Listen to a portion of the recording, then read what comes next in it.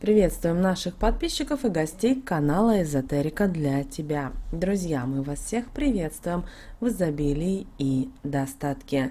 Сегодня в этом видео мы с вами уделим внимание 6 ноября. Поговорим о Дмитриевской родительской субботе, поговорим о традициях, о запретах этого дня, поговорим о том, что обязательно нужно сделать в этот день. Обязательно досмотрите это видео до конца, будет много полезной, важной и интересной информации для вас. А прямо сейчас подпишитесь на канал Эзотерика для тебя, проверьте, включен ли колокольчик и все уведомления. Также обязательно заходите каждый день на канал Эзотерика для тебя. Здесь много полезной, важной и нужной для вас информации. Также прямо сейчас поставьте лайк этому видео и поделитесь этим видео с теми, кого вы любите, кого вы цените, кому вы желаете мира, любви, гармонии. Пусть они также знают об этой информации. Все мы, православные, верующие, ежегодно выделяем особые дни, чтобы почтить память усопших родственников. И согласно христианской традиции, каждый год Дмитриевская родительская суббота наступает незадолго до Дня памяти святого великомученика Дмитрия Солунского, или, возможно, вы знаете, Дмитрия Мироточца. И в 2021 году событие выпадает на 6 ноября. И эта Дмитриевская родительская суббота является последним поминальным днем 2021 года. Обращаем ваше внимание, первые сведения о таком событии датируются еще XIV веком. После Куликовской битвы князь Дмитрий Донской, который был в восторге от святого Дмитрия Солунского и считал его своим покровителем, призвал христиан ежегодно чтить память 250 тысяч воинов, которые погибли в бою за свою родину. Чуть позже Дмитриевская родительская суббота стала всеобщим днем поминовения, и православные вспоминают не только убитых солдат, но и всех христиан, которых нет в нашем мире. С тех пор в этот день в церквях проводят заупокойные службы, а люди ездят на могилы к своим родственникам. И в этот день не имеет значения, кого вы помянете или кого напишите в поминальной записке в Дмитриевскую родительскую субботу. Покойного папу, маму, сестру, брата или другого умершего. Никого не запрещается вписывать в записки в такие специальные дни. Ну да, родительские дни – это и специальные дни тех, кто и пострадал в дни лихолетия. Традиционно в этот день составляют пожертвования, продукты. Традиционно это хлеб, мука, стараются раздать бедным, нуждающимся, ходят в детские дома. Также в этот день вы можете прийти на кладбище, там также можно помолиться, и оставляют пищу. Хотя многие считают, что это не христианский элемент, а остаток от язычников. Поэтому христиане многие говорят о том, что лучше сегодня молиться и зажечь свечу. Поэтому сегодня все-таки, если вы пойдете, идите на кладбище именно 6 ноября, но, пожалуйста, не надо там распевать, не надо смеяться, не надо веселиться.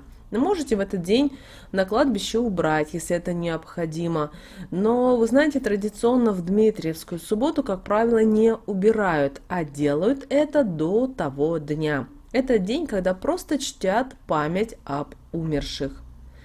И, друзья, каждый год в субботу перед Днем памяти Дмитрия Солунского в храмах читают панихиды по усопшим.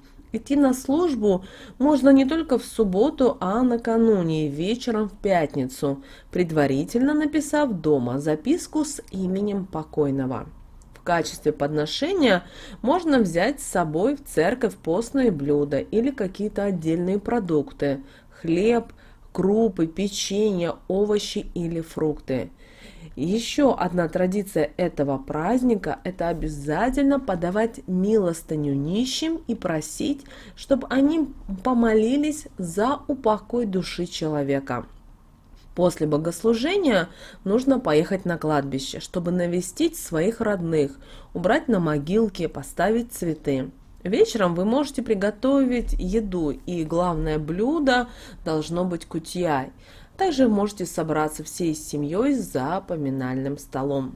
Также принято было подавать на стол блины, пироги, отварные яйца, хлеб и вино. Но в этот день, в Дмитриевскую родительскую субботу, наши предки не только чтили традиции, но и также соблюдали определенные запреты. Итак, что же нельзя делать в Дмитриевскую родительскую субботу?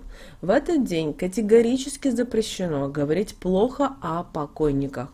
Вспоминать можно только хорошее. Несмотря на устоявшуюся традицию, у многих людей поминать усопшего алкоголем, помните, нельзя. Приносить мясо и спиртное в церковь тоже. Единственное исключение – это когор.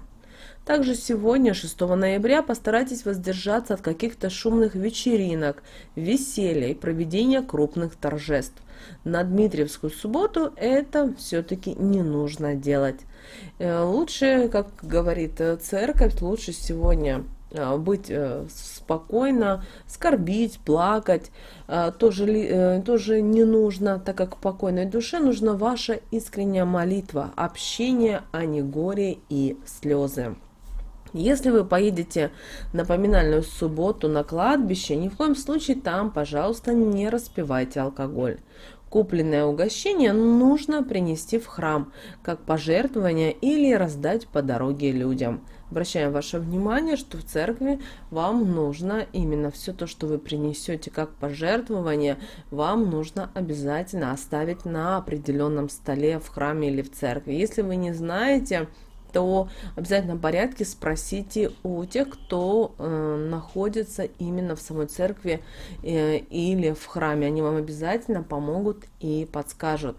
Также из продуктов питания берите те продукты, которые не портятся. Муку тоже, как правило, не дают на пожертвование. Обычно это подсолнечное масло, это крупы, возможно, какие-то консервы, если вы знаете, что за кого вы ставите, он в свое время очень любил те или иные консервы. Обращаю ваше внимание, что все то, что вы принесете, будет, как правило, дается или нищим, или дается в храмы. То есть в храмах это у нас с вами монахи, которые с удовольствием приготовят и съедят что-то, то, что вы принесли. Потому что монахи ведут другой совсем отшельнический образ жизни, и для них те какие-то вкусности, то, что мы с вами едим каждый день, они не имеют права есть, потому что они как минимум соблюдают пост, молятся, то есть у них совсем другой распорядок дня. Так что вот 6 ноября, друзья, Дмитриевская родительская суббота. Есть день, когда вы можете сходить на кладбище, в церковь, помолиться, собраться за круглым столом дома и вспомнить о своих самых близких и родных.